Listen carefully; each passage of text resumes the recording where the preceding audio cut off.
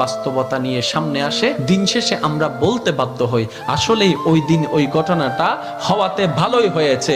আল্লাহ কখনো বান্দার ক্ষতি চাই না। আল্লাহ যদি ক্ষতি চাইতেন সকালের নামাজ না পড়ার কারণে কান্না করে দিতে পারতেন, যদি আল্লাহ ক্ষতি চাইতেন দুপুরে নামাজ না পড়ার কারণে ল্যাংড়া করে দিতে পারতেন। আল্লাহ সেটা চান না, আল্লাহ চাই বান্দার সব সময় ভালো। আর মা তো দেখেন জন্ম দেওয়ার কারণে সন্তানের তো অপরাধ করার পরও মা সন্তানের প্রতি কতই ভালোবাসা, কতই মায়া, বাবার কাছ থেকে সন্তানের পিঠকে বাঁচাই ফেলছে, এরকম হাজারো মা আছে ওই মায়ের জন্য।